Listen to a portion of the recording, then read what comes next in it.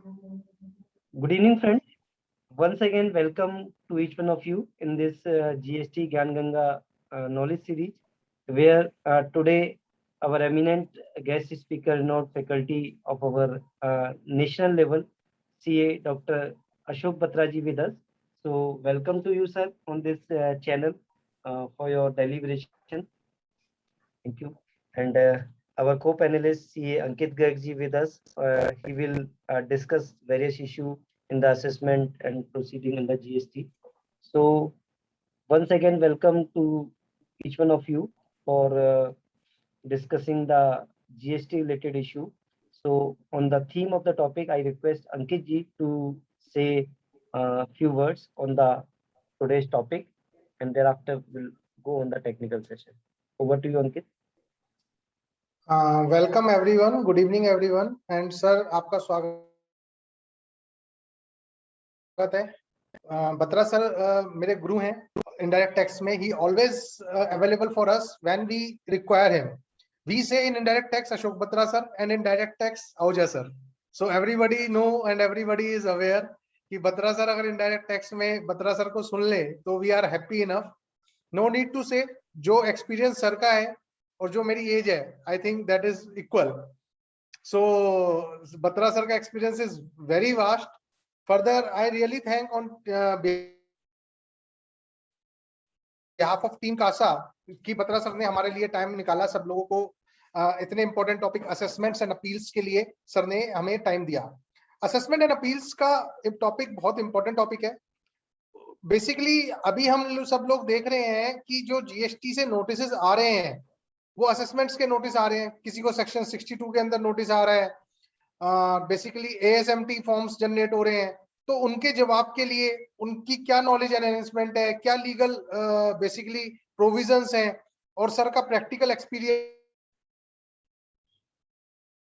जो हमें अनकाउंटेबल है, तो we will get it. I welcome Batra sir to start his deliberation and welcome on behalf of team कासा। Sir आपका स्वागत है। At the outset, I would like to thank Sumit Garg, promoter of CASA, and I wish him all the best for the coming election also. Thank you, sir. Thank you. I can say that is one of the deserving candidates. We are at the crossroad where we need the people who can work for the profession, and I can vouch he is one of them. इससे ज्यादा कहना इस platform पे कुछ ठीक नहीं रहेगा। So, coming to the topic of the day, assessment and appeal. Most of us have been dealing in income tax earlier, and now we have started dealing in GST. So the assessment term which we used to understand under income tax is entirely a different concept altogether when we compare it with GST. Similarly, when we talk about appeals, it is not in the same fashion. So what I'll be doing, I'll be sharing you the differences between income tax assessment and appeal the appeal and assessment under the GST. And of course, we'll go through various kind of assessments which are there in GST as compared to income tax. So friends, I'll ask the organizer to permit me to share my screen. Yes, sir, it is allowed, sir.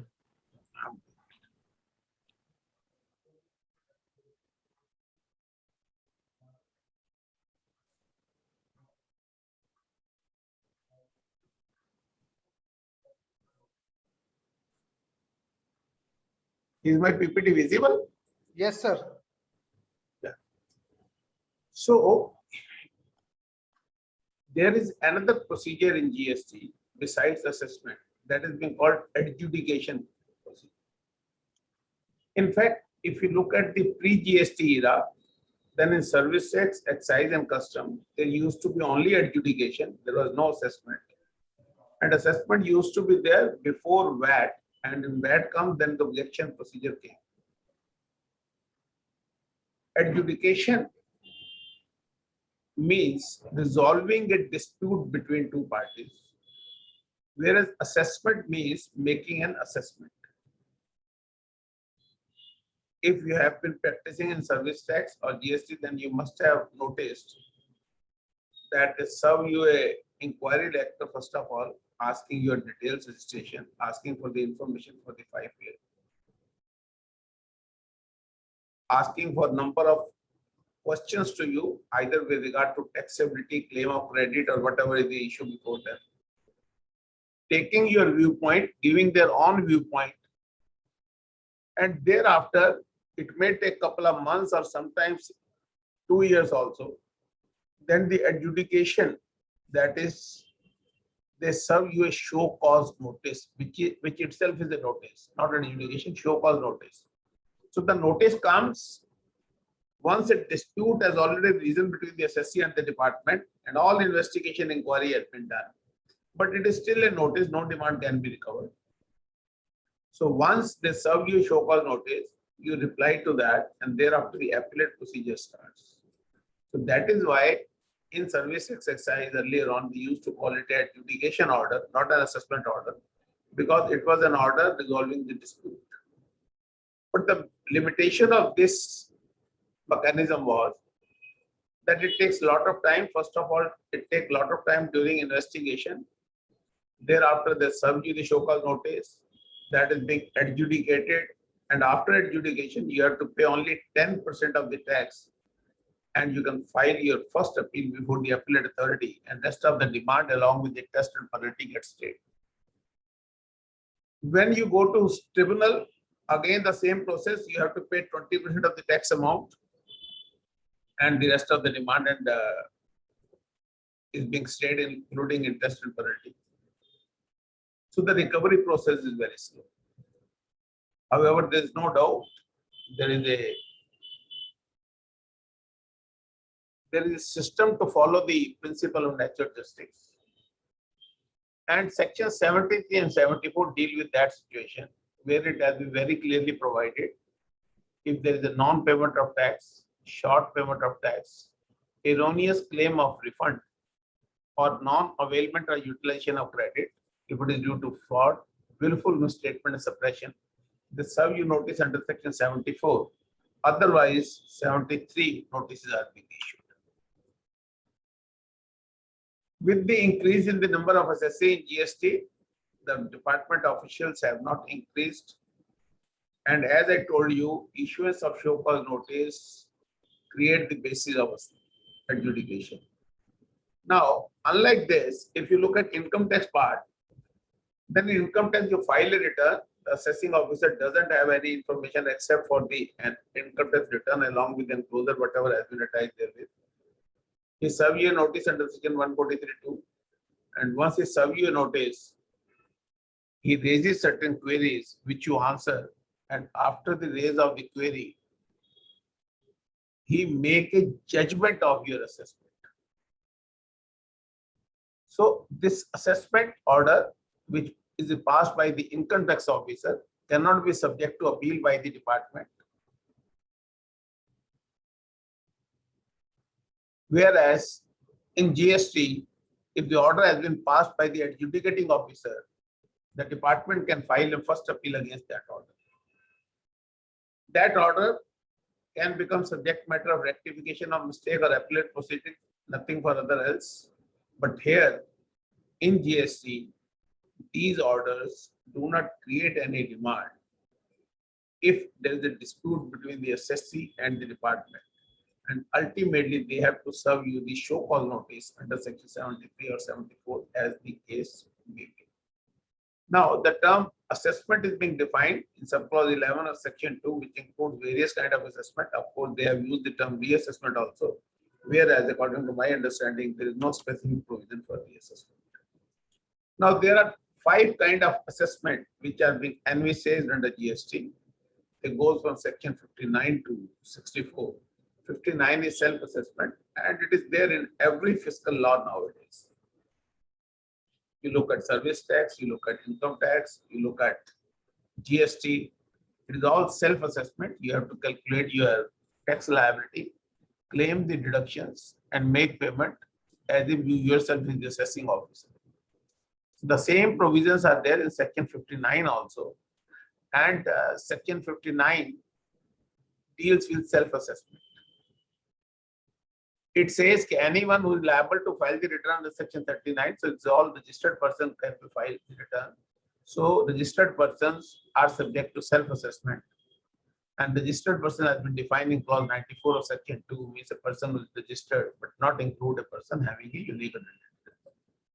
When it comes to return, then return is whatever we are liable to file as per the law or the rules, and valid return is one where the tax has been paid in full. 49 subsection 8 says how to file the return for the previous period, then current tax period, and then any other amount is payable under this act. It is not possible that in case you have not submitted your 6 returns, you can file the current return and regularize yourself, whereas the 5 returns remain unpaid. That is not possible under GST. Now, there are various questions which comes once I am assessing myself as self-assessment. Then whether there is a need to serve me the show cause notice under section 73 or 74, and whether that amount can be recovered without following the procedure of self-assessment, without following the procedure of 73 and 74.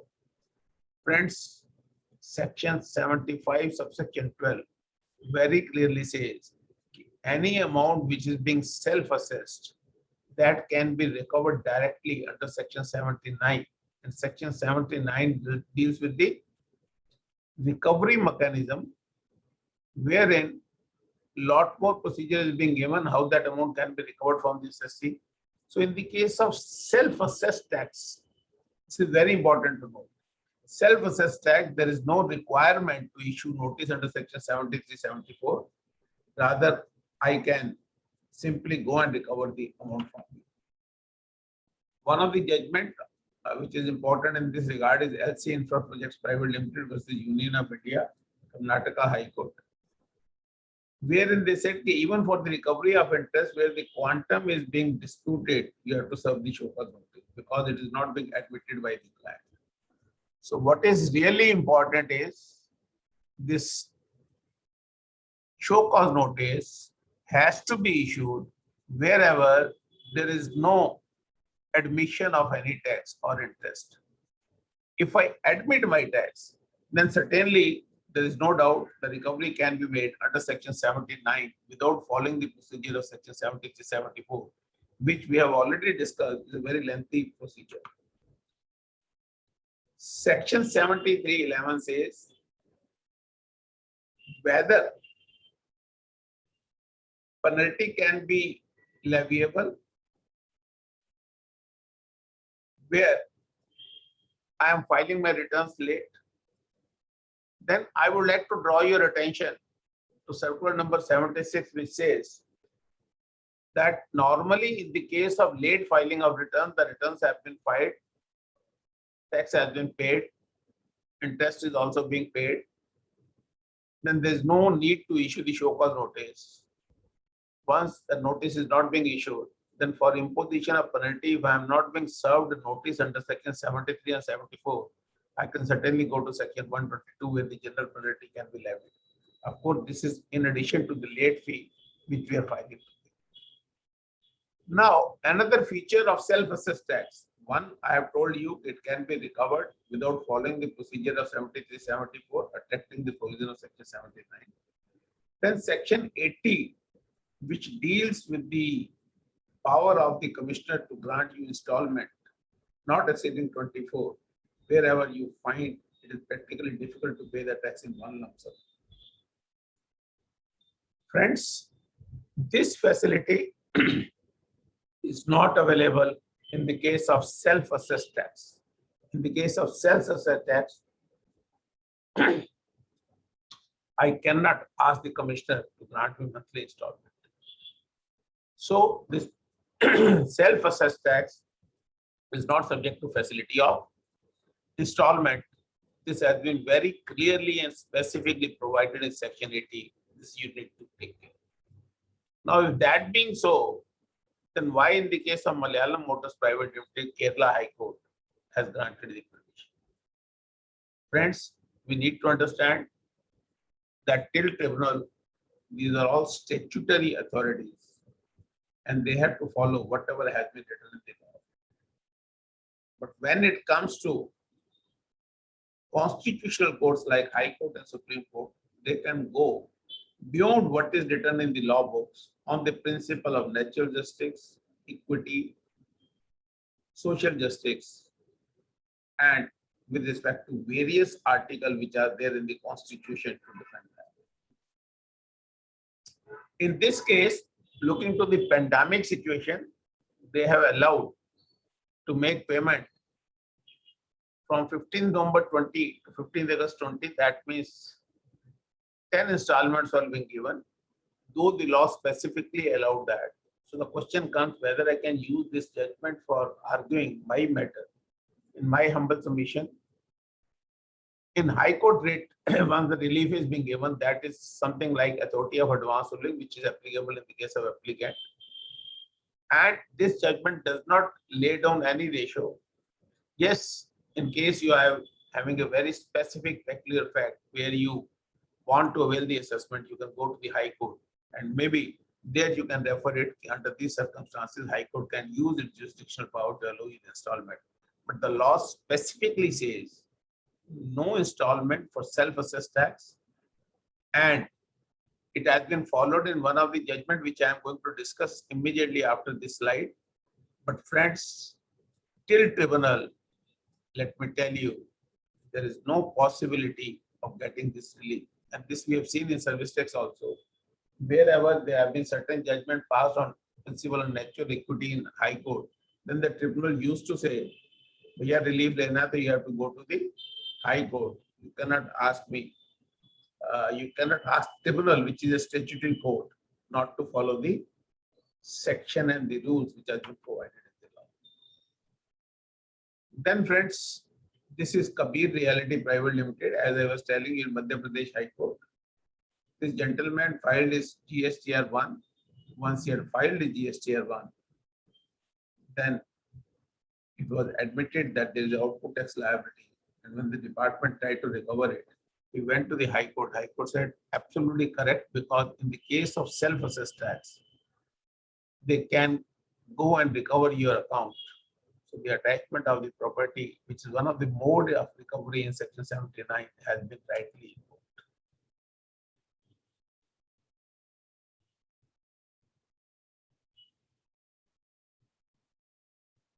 How to rectify the error which is made in the return? This is really important to understand. According to my understanding, if there is an error which comes to your knowledge, in the succeeding month, you can correct the particulars, pay the tax and interest by filing the DRC 03.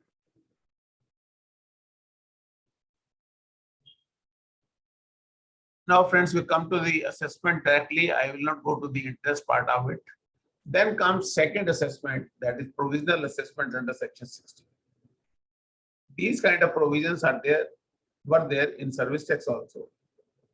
And here, the taxable person, where he is not able to calculate his value of taxable service and the rate of tax, only in two situations, where the value of goods and services or the rate of tax would not be determined.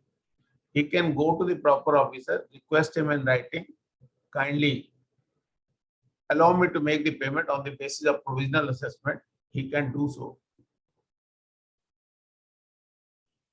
To safeguard the interest of revenue, he can say that you are liable to pay this tax, but in case there is an additional demand, then you have to execute a bond and also the surety.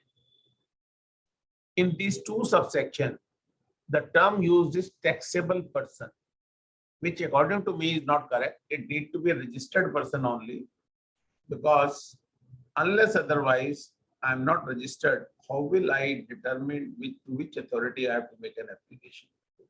Taxable person means any person who is liable to pay the tax. He may or may not be registered. My turnover may be very huge. But if I am not seeking registration, not registered with the department, then I am a taxable person. There can be a search, seizure, and once that is being done, I am liable to pay the tax.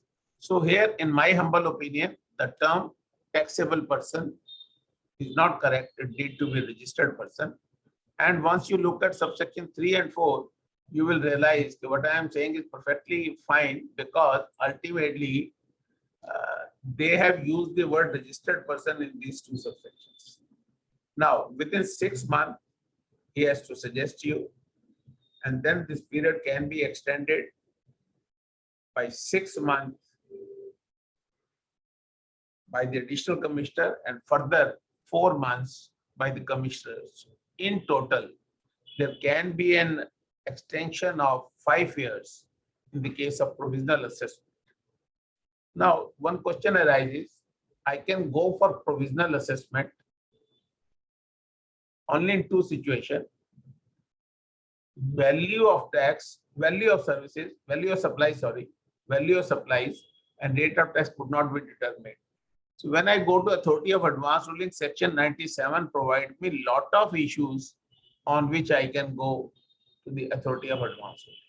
Should I go to Authority of Advance Ruling or should I go for provisional assessment? In my humble opinion, both need not be followed. And in service tax also, I have seen from my practical experience, very few people used to opt for this provisional assessment mechanism. Because once there is a provisional assessment, then there has to be a final assessment, and nobody wants to go for assessment before the authorities. Authority of Advance Ruling, we all understand that there are bureaucratic people sitting over there, no judicial officer, and most of the authorities are against the SSC. So what we can do is we can file the return as per our understanding of law, and then later on, if there is any addition or deletion is to be done, I can issue the debit or credit note. Now, subsection 4, which talk about that in case any amount is liable to be paid in the final assessment, then you are liable to pay the interest from the date of payment of provisional tax till the date of actual payment. Now, in this subsection, you will appreciate the word is registered person. In 1 and 2, as I told you, it was a taxable person. Now it is registered person. Similarly, in subsection 5, which says, in case your payment on provisional basis is more than the amount which is finally due on the final assessment, you are entitled for the refund under section 54, and you are also eligible for the interest. Here also the word registered person is there. There seems to be a typographical error. Now, this is the procedure for provisional assessment. I have to request the proper officer in AST1. Officer has to submit additional document in 2. Taxable person has to reply in 3. And then order for paying tax on provisional within 90 days. Amount of bond, as I told you, to safeguard the interest of revenue along with surety. But the amount of surety cannot exceed more than 25% of the amount of bond. For example, my liability is 100 rupees. The department think it can be 200. So on 100 rupees, they are asking me to execute the bond. Then I'm liable to pay surety of 25%, whereas the bond will be of 100 rupees. Then final assessment order, as I told you, has to be passed in ASMT 7 within 6 months. Additional information which you are giving shall be asked in ASMT 06. Interest or refund will be available as the case may be. I am slightly going fast over this section is concerned because it is practically of not much use. So we will spend time on the section which are important from practical point of view. This I have clearly stated, not much in use. One has to undergo final assessment, better to pay tax, and then ultimately you can issue the debit or credit. Provisional assessment versus advanced ruling, I have already discussed, so I am also going through this. So this is the chart which deal with the assessment provisions. Section 59, self-assessment, having 2 very peculiar features: no facility for installment and can be recovered without serving with the show cause notice by attracting section 73-74, which we have already discussed. Section 60 is the provisional assessment, which we have discussed, where you are not able to determine your tax liability correctly due to 2 reasons: value of supply or rate of tax. Then you can make an application, and subsequently on final assessment, you may be liable to pay additional amount with interest or refund you are entitled with the interest rate. Now I'm coming to the real assessment sections, which are contained in section 61, which deal with scrutiny of returns. Now, best judgment assessment, there are two sections. If you look at income tax, then best judgment assessment is wherever the assessing officer is not able to determine the liability in the absence of the information provided by you. Very wide one. Here, two sections are there to deal with best judgment assessment. One is section 62, which is for non-filer of return. Another is for section 63, which is for unregistered person, taxable person, but not registered. Then there is the most controversial section, section 64, which contains the provision of 64. So in case there is disagreement and these assessments are not finalized, then the department can take action under section 65, 66, 67, 73, 74. 65 means I can be subject to department audit, special audit, inspection search under section 67, or I can be served with the show cause notice. Wherever there is a disagreement with regard to scrutiny of return, best judgment assessment, or summary assessment. This is very important to understand. In income tax, it is not so. Now, once we'll go through these section, you will appreciate how it is different than the income tax assessment. You come to 61. Now, the scrutiny of return. The proper officer may scrutinize the return, only the return and related particulars furnished by a registered person. So this section is applicable to registered person, rightly so, because only registered persons are liable to file the return. So the scrutiny can also be done only with regard to the registered person. And the proper officer can do so to verify the correctness of return. In the coming slides, you will see what is the meaning of correctness. In the Supreme Court has clearly said correctness means legality as well as propriety of the return.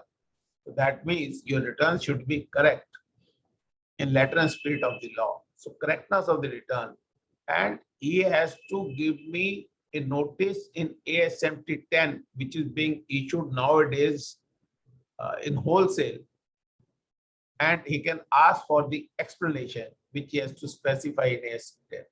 For example, there may be a mismatch of 2A, 3B. There may be other discrepancies which are there in my return and my returns. So looking at the return, he cannot do the investigation. Kindly appreciate. Under section 61, investigation is not permitted. He has to simply scrutinize your return and related particulars. For example, the information which has been given by your supplier, which is correspondingly coming to your returns. So he 2A, etc. So our ISD has submitted his return in GSTR 6 and the particulars are coming in your return.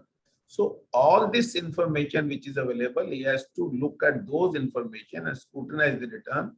If there is a mistake apparent, he will write you ASMT 10. For example, you might have shown rate of tax on a particular item, HSN code is there. He can say, look, this item is being clearly covered and this HSN item is taxable at the rate of 18%, whereas you have paid tax 12%. Or there is a mismatch of 3B and 2A. 2A is showing 100 rupees, you are claiming 125. So then you have to give me the explanation in ASMT 11. This is the form which is more than 400 forms has been prescribed in GST. For every procedure, there is a form. So in the case of this section 61, where ASMT 10 is being served, I have to give my reply and explanation for the query which has been raised by the proper officer. He cannot ask for any document, he cannot do investigation, kindly make note of it. Once your reply is being considered, either you have accepted, yes, I have inadvertently wrongly paid tax on that HSN code item and 6% is additionally payable. I pay the tax along with interest. Or the department says, no, we have understood your item is liable to tax 12%. Inadvertently, in one particular invoice, the HSN code is wrongly mentioned. If either of this happened, then there is no question of any demand being created, and then the order shall be passed in ASMT 12 by the assessing officer, and the matter is closed once for all. I am once again explaining it to you. उन्होंने कहा आपने 20 रुपए का credit ज्यादा लिया है, आपने मान लिया और 20 रुपए के क्रेडिट पे आपने DRC 0 थे विद इंटरेस्ट जमा करा दिया। या उन्होंने कहा ये रेट ऑफ टैक्स गलत है, आपने समझाया नहीं, ये रेट ऑफ टैक्स ठीक है, इसके लिए ये जजमेंट है and the department agrees, then there is no doubt it will be purely ASMT 12 and no further action, because whatever is amount admitted by you, you have paid. But normally it does not happen. Normally it is the other way around. I don't agree with the department, or the department doesn't accept my explanation. He says no, it is taxable at 18%. I keep on saying it is 12%. He says you are eligible for the credit of rupees 100. I say no, I am eligible for credit of 120, which I have claimed in 3B. So in such situation, this ASMT 10 does not create any demand. You have given your reply in ASMT 11. There is no consensus between the assessee and the department. So now the department has no option but to take action under section 65. He can start departmental audit, 66 special audit. Wherever the accounts are complex, he can take the permission and follow this procedure. 67, that is inspection, search and seizure, you can be raided also. And in any case, if all this is not required, then he can serve you notice under section 73 and 74, which is part of the adjudication procedure. And I've already explained you when 73 and 74 can be issued. I'll once again repeat it because it is very, very important. Wherever there is a difference between the assessee's understanding and the department understanding, these assessments does not create any demand. So in that case, they have to serve you show cause notice, and this show cause notice can be served only for 4 situations when there is a non-payment of tax. Number 1, non-payment of tax. Number 2, short payment of tax. Number 3, erroneous claim of refund. And number 4, wrong availment or utilization of credit. So friends, these 2 sections, 74 is invoked when all the 4 events are due to fraud, willful misstatement or suppression. 73 if it is not due to fraud.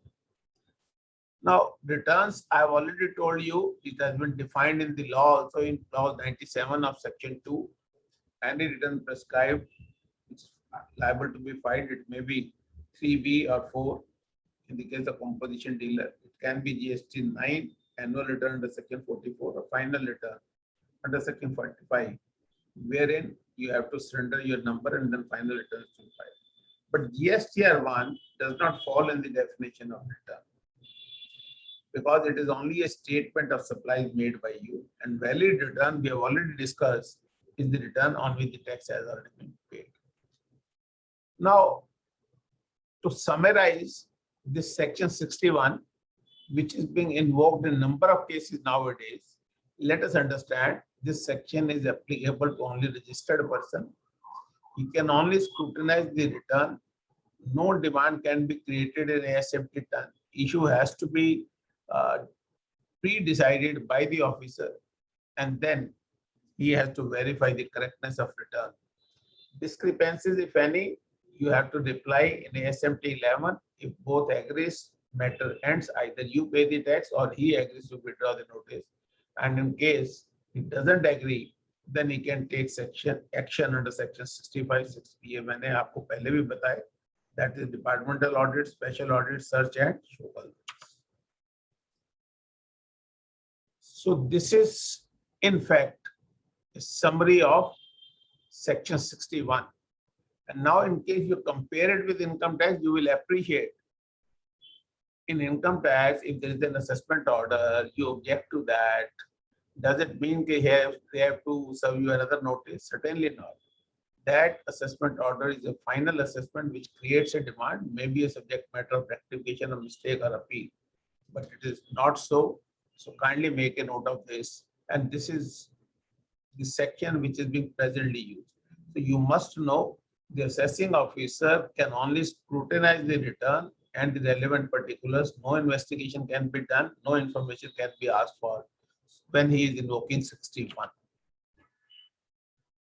Now, what are the reasons for which these ASMT 10s are being issued or action is being taken under this section? It is, as I told you, mismatch between ITC 3B versus 2A, short payment of GST liability, or they may say that you have not followed 86B, wherein you can use the cash ledger only for 99%. There's a decline in turnover. This is the most important slide so far as section 61 is concerned. No scope of investigation. If demand is to be proposed, show cause notice. No demand can be created under section 61. It allows only scrutiny of return. Reconciliation available is one of the reasons which you may ask for. You may also ask for 36(4). You are will the credit more than 20% 10%. So wherever there appears to be some mathematical error or non-compliance of any rule and procedure which is evident from the return, he can ask you. If you agree it is a mistake, you can discharge the liability, the matter ends and the order will be passed in ASMP 12. If you don't agree, nothing to worry. In any case, the department has to serve you show cause notice.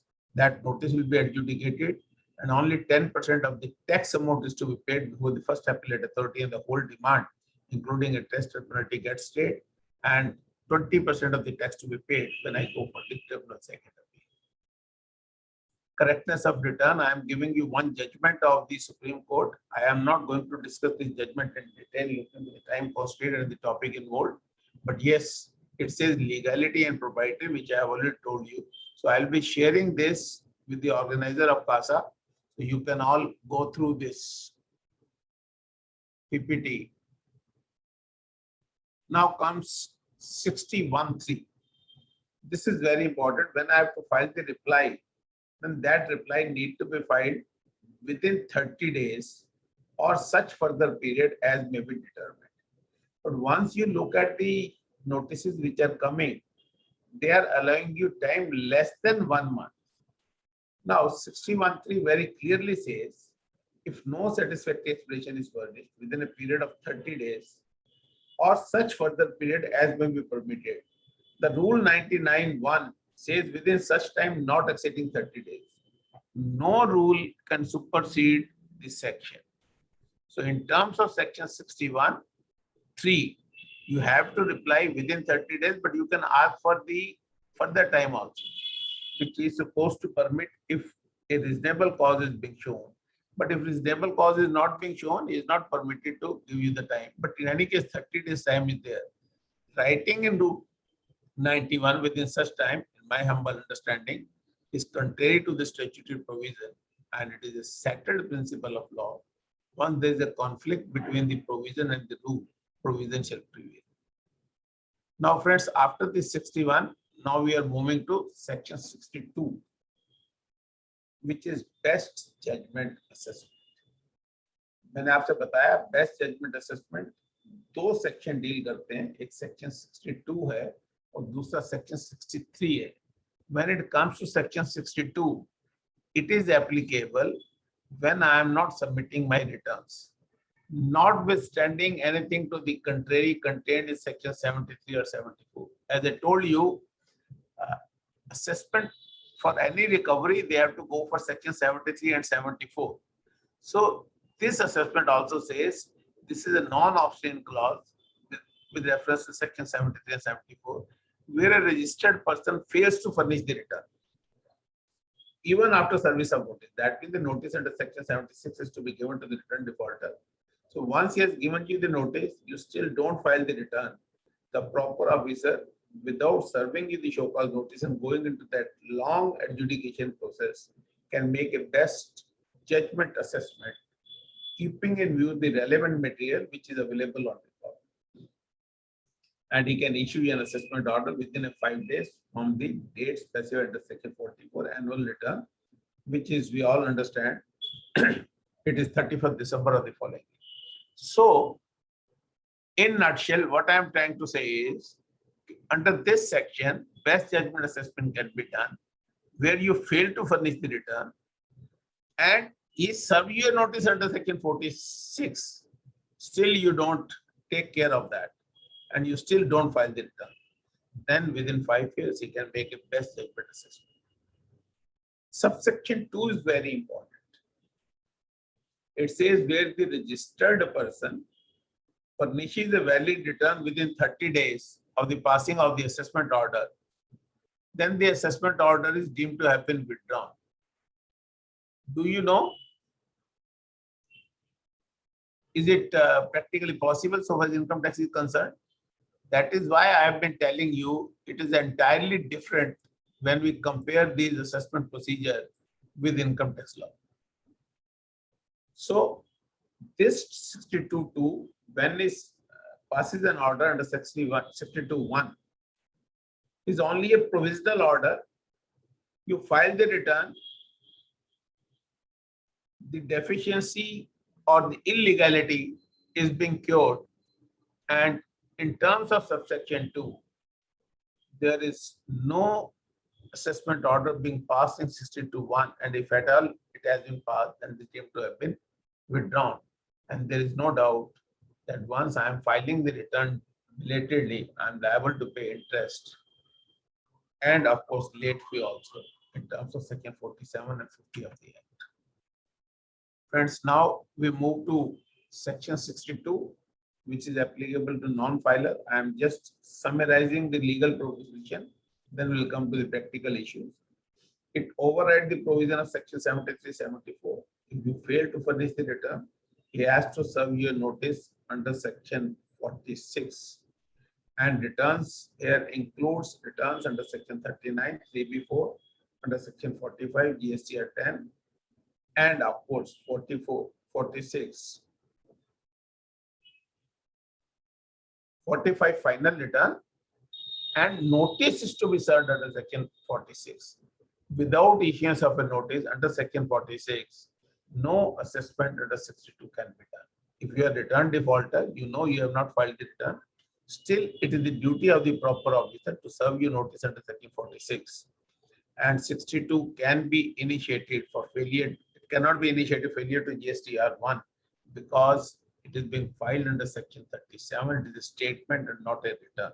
So GSTR 1, if not submitted, it cannot be subject to section 62. 62 applies where you have not submitted your returns.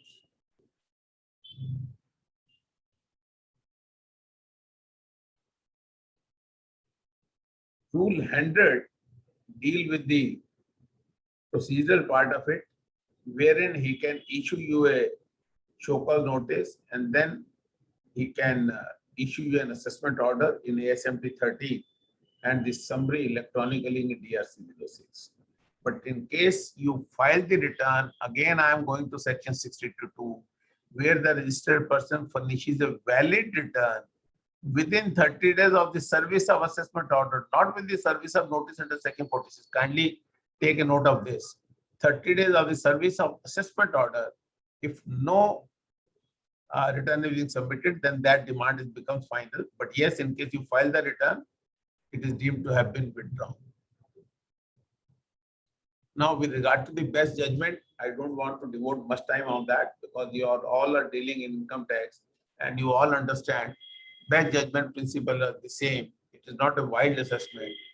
You have to keep the material which is available on record that has to be considered. And some of the judgment which are really important, I'm just reading the relevant comment made by the Honorable Apex Court. Assessing officer must make an estimate, and to that extent he must make a guess. But the estimate must be related to some evidence or material, and it must be something more than mere suspicion. Similarly, in another case, guesswork is the best judgment assessment shall not be wild one, but shall have a reasonable access to the available material. Similar kind of observation has been made by Kerala High Court also, and then Deepak Industry, which is the Delhi High Court judgment, wherein they have also relied on a couple of Supreme Court judgments which you have discussed in the earlier slide. And it also lays on the principle, and it's very close to my heart, this judgment, because it led to the beautiful principle. Best judgment assessment is not a wild assessment. It has to be founded on rational basis, relevant material logic, so that nexus between such basis of material and the figure of assessment arrived at can be objectively seen, though some amount of guesswork or estimation is allowed, like a play in the joint. So this is the judgment which I feel can go to that. So now we have read 3 sections. 59 is self-assessment. Then 60 is provisional assessment. 61 we have dealt, it is scrutiny of return. And then 62 is the best judgment assessment where I am not filing my return. Now we are moving to another section 63, which is also a best judgment assessment. And this is applicable when a taxable person fails to obtain registration even though liable to do so. As I told you, I may be having a turnover which is much more than the exemption limit available under the law, but I don't seek registration.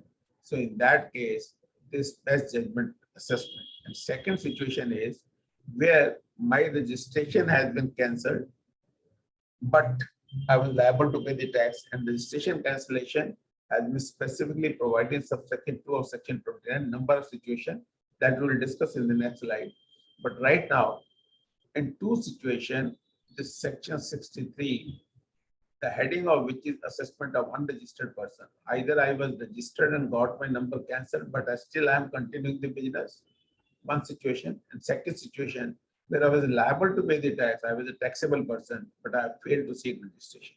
So in these two cases, this assessment of unregistered person can be invoked.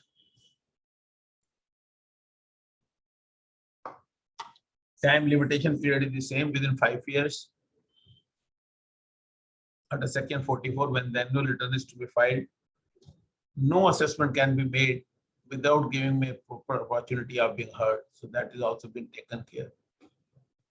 This is again a non-obtained clause. It says in case there is a conflict between 73, 71, 63, 63 shall rule. Applicable only in two situations: when is liable to be registered but failed to get himself registered, when his number is cancelled but liable to pay the tax, time limit of 5 years. So this is in short, again, another best judgment assessment. However, unlike 62, where the department has a lot more information, I am registered. So my information which is coming to my 2A, where my suppliers are filing the return, and other relevant details are also available because I am registered with the department. In the case of section 63, because either I took registration later on got cancelled, or I have not sought registration though I was liable to. So in this case, it is difficult for the department to do the assessment. So they have to resort to third-party resources information. So once I go to that kind of a thing, then it becomes difficult. But then everywhere, if I have to deal with the defaulters, I have to follow that procedure only. So opportunity of being heard is to be given, and proper officer has to do the best judgment assessment of the same principle which you have discussed while discussing section 62 shall apply here also. Now coming to suo motu cancellation, as I told you, can be done under section 29(2). These are the situations where I have contravened certain provisions, where I have not furnished the return. In the case of composition dealer for 3 consecutive tax period, normal dealer for a continuous period of 6 months. If I have sought a voluntary registration, but I failed to commence business within 6 months, when the registration has been obtained by means of fraud, willful misstatement, or suppression of fact. That means once I am seeking registration, I have given the fake document, and on that basis also I have sought the registration. Proper officer shall not cancel the registration without proper due. So these two sections dealing with best judgment assessment. Now we are comparing the two. Section 62, which is applicable for the non-filer of returns in the case of registered person. 63 is applicable in the case of unregistered person. Maybe I might have registered earlier on, but then I got myself cancelled. So during the period when this assessment is being framed, I am totally unregistered. Here, he can scrutinize the return and all the material available. In this case, because I am not registered, he has to rely on third-party information. I am on a search with Mr. A, there I found certain document which has been issued by Mr. X. And apparently it appears that Mr. X is having a turnover more than the exemption limit, but he has not mentioned a GSTR number, or he has charged tax under one particular product for a rate which is much less than the, or which is less than the rate on which the tax is liable to be paid. So there, in those situations, 63 can be. Now we are coming to the last section, which is relevant for assessment in certain special cases, and that is section 64. This is the most controversial section, and it gives a huge power to the assessing officer to assess you. But in this case, so many conditions are being attached in order to an assess, in order to become an assessment, valid assessment under this section. In my humble opinion, it is going to be litigated in the court of laws, because to fulfill these conditions and so many obligations on the assessing officer is very difficult to prove. There can always be a dispute when there are so much of conditions. Now, how does this section read? The proper officer may, on any evidence, he should have first of all any evidence showing a tax liability of a person. Here the term used is a person, not taxable person, not registered person. Any person to whom this liability can arise. It may be a person who is not registered, or maybe is not the owner of the goods, but certain goods have been found in his possession, that is being deemed as if he is the owner of such goods. He may not be the owner. Then for the purpose of this section, he falls under the definition of person, and the term person has been defined very widely in the law. So what we need to understand is, unlike the earlier section, which were applicable to registered persons or taxable persons, this section is applicable to any person.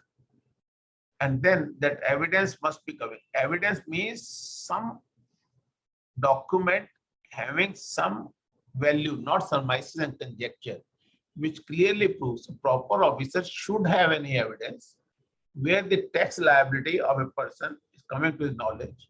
And then he has to take previous approval, additional commissioner, joint commissioner, as the case may be. They are using these two terms, additional, joint, because somewhere it's a small place and only joint commissioner is available, somewhere additional commissioner is available. So he says, whatever may be the consequence, if in your area joint commissioner, additional commissioner sits 50 miles away, you go and take permission from additional commissioner, joint commissioner. So now, if you read it carefully, it says there should be some evidence. It relates to any person. Then previous approval of the commissioner or joint commissioner is to be taken. And this assessment is really important without following the procedure under section 73-74 to protect the interest of revenue. For example, if there is an established limited company, can you say, I want to exercise this section wherein he has a record of so many past years where he is paying taxes and all that? There may be some legal interpretational issue. In those cases, this cannot be said to protect the interest of revenue. That company is not going to run away. So the another condition he has to satisfy is that he has to protect, this assessment is necessary to protect the interest of revenue. In case he doesn't pass an order, the revenue interest will be adversely affected, and he has sufficient ground to believe. We all know there are a plethora of judgments in income tax law where there's a difference between the assessment, reason to believe and reason to suspect. So he says sufficient grounds to believe any delay in doing so adversely affect the interest of revenue, which I have already told you. So in this section, if it is to be invoked, the proper officer should have evidence where the tax liability of any person is there. He has to seek approval from the commissioner, additional commissioner, joint commissioner. And in case he feels I don't do the assessment immediately, it will be prejudicial to the interest of revenue. For that, he should have sufficient ground to believe. With this background, now we can move further. As I told you, a lot of condition. And then proviso says, where the taxable person to whom the liability pertain is not ascertainable, and such liability pertains to supply of goods, the person in charge of such goods shall be deemed to be the taxable person. This is what I am telling you. He may not be the owner. So that is why, looking to that kind of a situation, they have used the word a person and not registered or taxable person. In case there would have been a taxable person, and if I am not the owner of the goods, nothing could have been done against me. So this provision says if you are not able to tell to whom these goods belongs, we will treat you as the owner and decide and frame the assessment under section 62. Then subsection 2 is very important, which is not there in income tax law, and the concept of assessment is different, as I told you earlier also. Now it says any application made by the taxable person within 30 days from the receipt of order. अगर order आ भी गया, उसके 30 दिन के अंदर आपने application दी और ये कहा कि this order is erroneous, then proper officer has a power to withdraw such order and follow the procedure laid down section 73-74. Once I am permitting you to lay down the procedure under section 73-74, that we show cause notice. What does it mean? If I am able to demonstrate that prejudicial interest of the revenue is not being affected, and that I am a person of repute or stability, then nothing can be done against me. So he can withdraw the order and should serve me the show cause notice. Now, once again, we should read this subsection because it is important. It says the application made by the taxable person. That not a person. Taxable person means the person is liable to pay the tax. I may make a request if this order is, or on his own motion also, this order is erroneous, he can withdraw that order. But this order cannot be rectified. Rectification is not permitted. He can call for the order, but not. So in my humble opinion, they should have stated, if not admitted by the SSC, that would have been much better language, but they have used the term such order is erroneous. Now let us see how the court will interpret it. But the question remains that assessment framed under section 64 can also be withdrawn, and then procedure of 73-74 can be passed in case you file a proper reply to the order which has been received by you under section 64, or you can demonstrate that this section and these conditions not being satisfied, so there is no prejudicial interest which is likely to be affected of the revenue, then he has to serve you the notice under section 73 or 74. So friends, it is an independent section as compared to 73-74, unlike 62-63, which were non-withstanding to section 73-74. Principle of natural justice. Now, once you frame an assessment, I make an application and prove it is erroneous, you can withdraw it. Is it a proper satisfaction of the principle of natural justice? Only court will say. If the order is erroneous, the term erroneous has not been defined in the law. If you go to various Supreme Court judgment, everywhere with reference to the context, the meaning is entirely different. The language should have been, if it is not being admitted by the SSC, I think that would have been a proper case. But in any case, right now, the language is erroneous and we have to deal with that. It cannot be withdrawn, I have told you. Now, friends, we can remove this.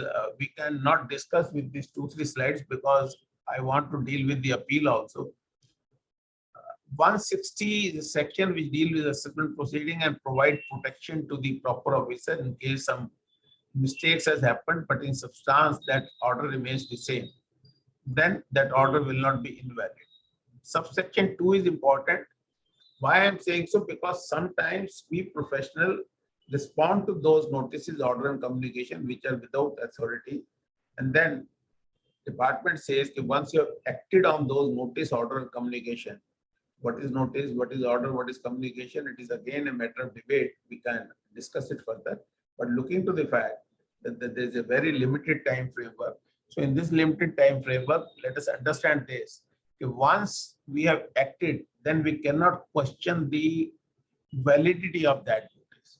So before you respond to any notice, notice certainly includes show cause notice, order certainly includes assessment and adjudication order, or any communication you have received within a communication which has been issued by an officer not having any proper jurisdiction, and you respond to those notices, then in my humble understanding, we are not taking the advantage for the mistake which has been committed by the proper officer. In case we want to challenge This we must challenge before we respond to such notice, order, or communication. Now, what is appeal? Coming to the second topic, time is really limited. It is 5 to 6:30. Within 30 minutes, I'll try to complete the appeal part also. The appeal means judicial examination of the decision by a higher court of the decision of the inferior court. So inferior court, if we are not satisfied and we are filing an appeal, and that appeal is being decided by the superior court, certainly. Now, in GST law, what are the basic differences? Let us understand that. In income tax, you cannot file an appeal against the order passed by the assessing officer. Second appeal can be filed by the department or the SSC to safeguard the interest of department against the assessment order. They can invoke 263, 264, 154, 155, 146, 148. But no appeal can be filed against the order, and there is no pre-deposit also. And normally the appeal is being drafted in a very short and concise manner that the assessing officer erred in law and facts in making such and such addition or disallowing such and such things. But in indirect taxes, first of all, when you file an appeal before the first appellate authority, you have to make a pre-deposit. The department can go in appeal against the order passed by the adjudicating authority also. Income tax में assessing authority के against नहीं जा सकते. यहाँ 73, 74 का जो order adjudication officer ने किया है उसके अगेंस्ट भी डिपार्टमेंट अपील में जा सकता है. There is a very limited power of condonation which is being permitted to the first appellate authority only 1 month, to the tribunal only 3 months. Appellate authority and tribunals are not allowed to give you more than 3 adjournment, and then these appeal need to be decided within 1 year. Of course, this is a directive time limit, not mandatory one.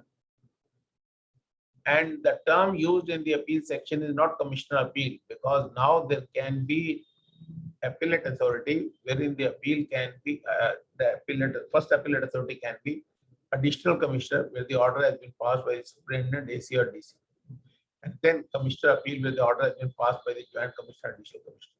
So that is a huge difference. Meaning thereby, if you look at the existing law, if the order has been passed by the commissioner beyond a certain amount, then the appeal shall lie to the tribunal directly. But here, commissioner is not being treated as a adjudicating authority. All orders need to be decided up to additional commissioner, and the first appeal will go to the commissioner. So every assessee, irrespective of the amount of demand, will get an opportunity to defend his case before the commissioner appeal, and then second appeal can be lied. So this is one very important difference as compared to the earlier pre-GST era when we talk about indirect taxes. It has been stated, number of cases, no recovery can be done without issuance of a show cause notice. I'll just hurriedly go through all this. Show cause notice has to be specific. It cannot be based on surmises and conjectures or assumptions and presumptions.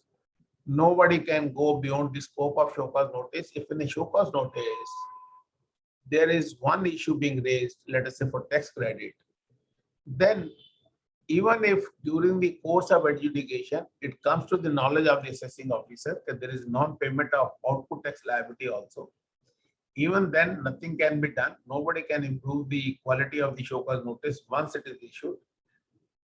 Therefore, they can serve me another show cause notice for the recovery of output tax liability in case it has not become time barred.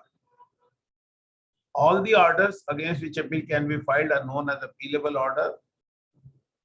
Non-appealable order has been given in section 121, and it is on the similar line which is there in income tax and any other fiscal law. An order of the commissioner or the authority empowered to direct transfer of proceeding, an order pertaining to seizure or retention of books of accounts, order sanctioning prosecution. और जैसे मैंने कहा कि there is a facility of payment of tax in installment except for self-assessed tax. Even that order which is being passed under Section 80 cannot be subject matter of appeal. Now we have to go in appeal before the first appellate authority under Section 107. Relevant rules are 108, 9, and 12. Appeal has to be filed within 3 months, and he has got a power to condone the delay only for 1 month from the date of communication. So it is not from the date of order or that kind of a language, which was very confusing in the earlier law. From the date of issuance of order, from the date of service of notice. So it very clearly says from the date of communication of the order. So the date of communication will trigger the limitation period. Then second appeal goes to the tribunal under Section 112.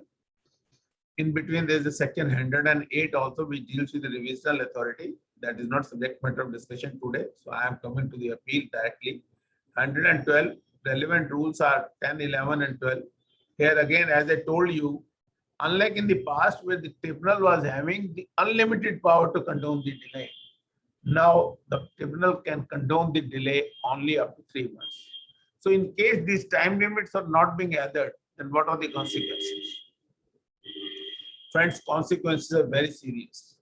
Singh Associate is a Supreme Court judgment wherein they say if the appeal is being filed beyond the condonable power of commissioner, he is absolutely right in rejecting the appeal. Similarly, now the situation has come to tribunal also that time limit is prescribed. We have to be very, very cautious in filing the appeal. In case we don't do that, then the only remedy available to me will be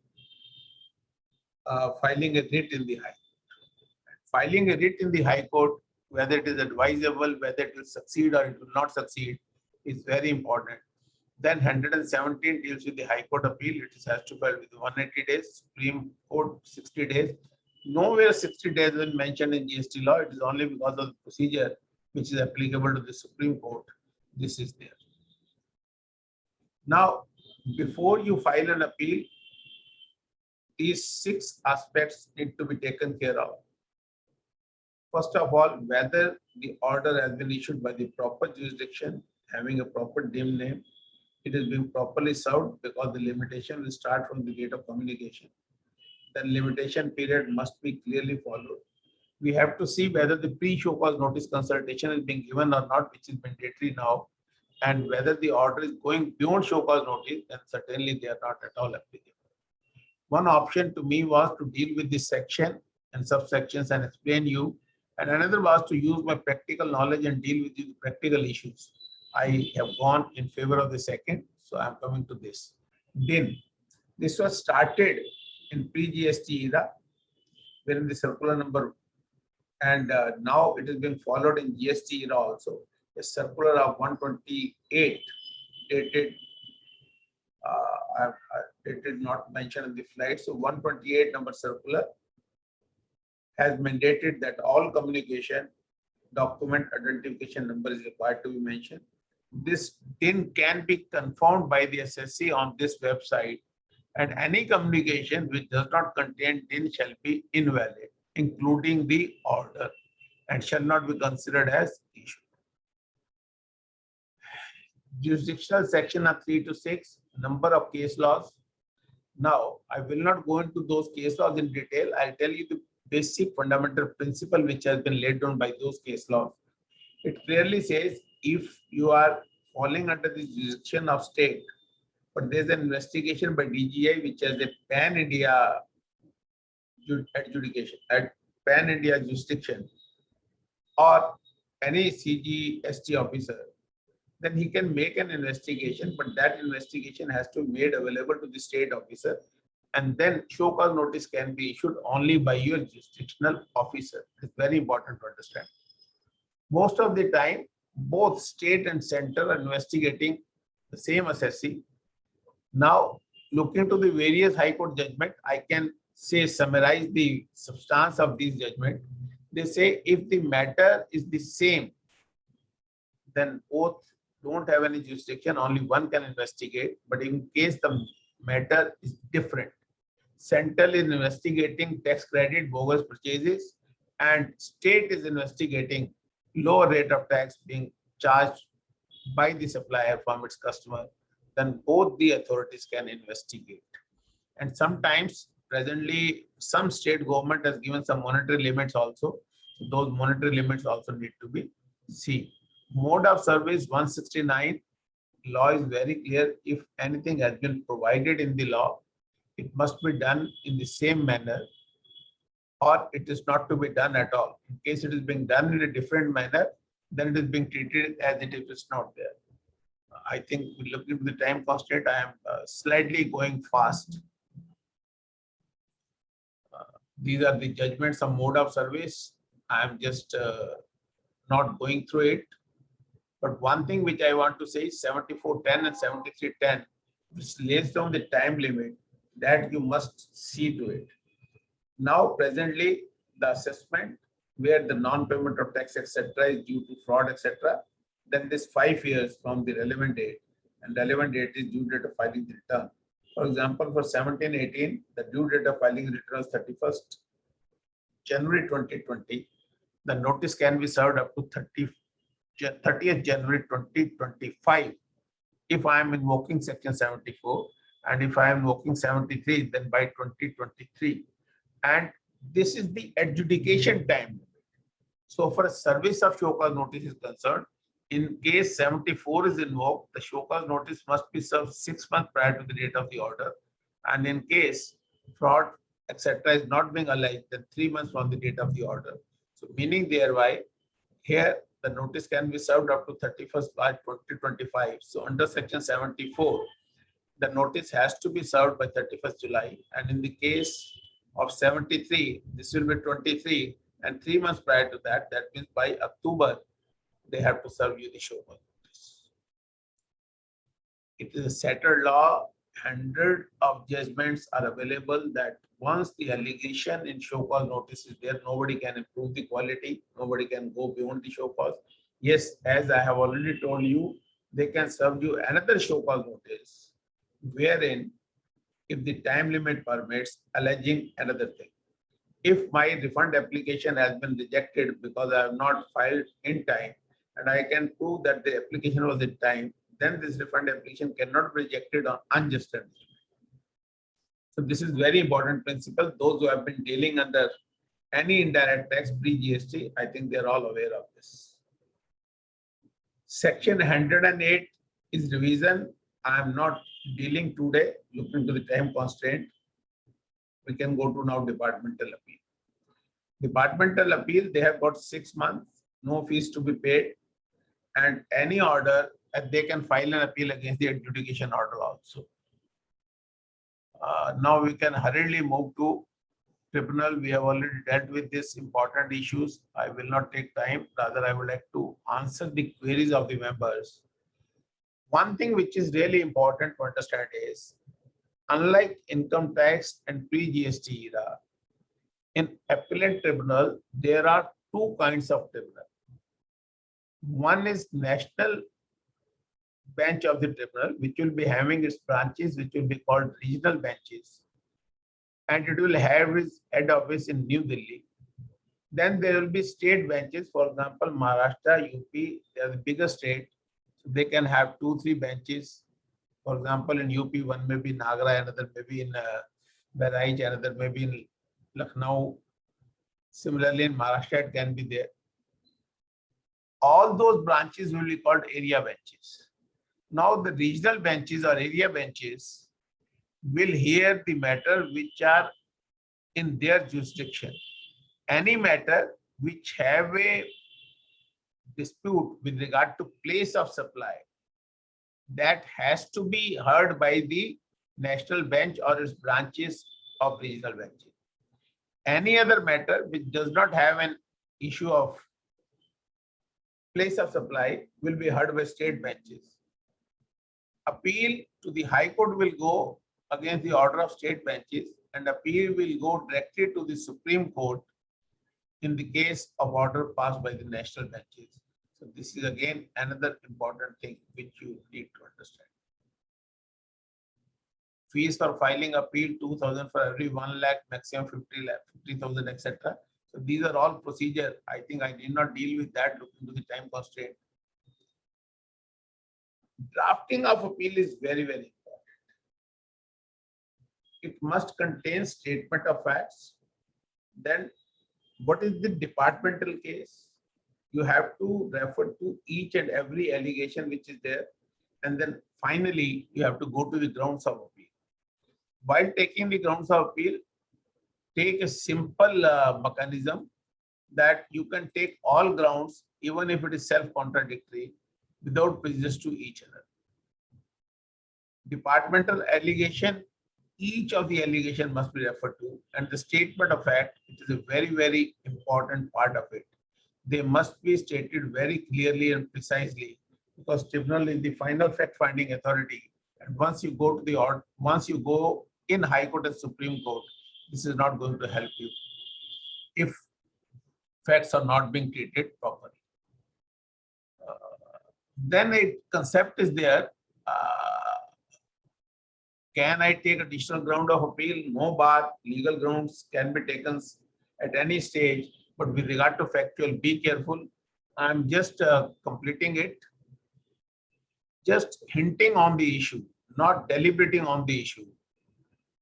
We must take care that once we are filing a reply in assessment or adjudication, all facts must be clearly stated, because once we file an additional document for admission before appeal, that can be done only when I have been prevented by reasonable ground. Additional ground of appeal, there is no issue we can do that. So far as legal grounds are concerned, at any stage we can take it. But with regard to additional document, we need to be very, very careful. Now I'm coming to the very important concept of memorandum of cross objection. People are normally not aware of it. Once an appeal is being decided, and there have been, let us say, 4 issues, 3 has been decided in favor of you, 1 has been decided against you. The issue which is being decided against you involves an amount of 5 lakh. You decided not to go in appeal for that issue, and you file an appeal against the 3 issue because that has been decided in your favor. So you decided not to file the appeal. But the department filed an appeal against the 3 issue which has been decided in your favor. Then you get an opportunity, because the matter is being litigated, you get an opportunity, and that opportunity is you can also file a memorandum of cross objection against the issue which you have not agitated, but it has been decided against you. Memorandum of cross objection is not the counter argument against the departmental appeal. Kindly appreciate. It is not the counter obligation. It is an opportunity wherein you have not firstly preferred the appeal. Now the matter has come to litigation. So the matter which you have not litigated, you can go against that and be treated as your appeal. And these are the case laws which has been accepted. High Court and Supreme Court, we are not going to deal with this. And I think I would like to conclude my session here. Of course, I can keep on speaking section 75 and then there's adjudication also, no point. In case there are any questions, I'll be able to answer it. I'll certainly answer to the best of my ability. With this, I'm concluding my discussion of today, assessment and appeal, and open the house for question answer session, if any. Thank you, sir. There are some queries on a chat box. First queries is of Richa Council is there that 7512 is inserted by Finance Act 21. So, please answer the same, sir. 7512 जो हमने refer किया था. 7512 मेरे according तो sir पुराने से ही है, कोई नया इंसर्शन नहीं है जो हम डिस्कस कर रहे थे. Before we say anything, let me just go through it. Ji, please. According to my understanding, Please. explanation was inserted. Yeah. Only explanation was inserted in 7512. Otherwise, this section was already there, where they say any amount of self-assessed taxman can be recovered without serving the notice. And the explanation was the definition of self-assessed tax, wherein they said that not only the tax which you have declared in your return, but even under section 37, once you're filing your GSTR1, that is also being treated as a self-assessed tax. And basically, after that, only Madhya Pradesh High Court judgment came.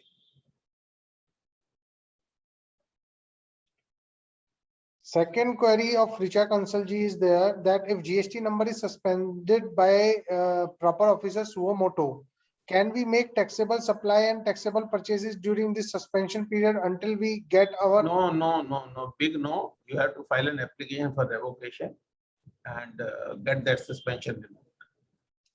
Sir, basically, though you have covered everything, and one basically confusion goes on that 73-74 is mandatory.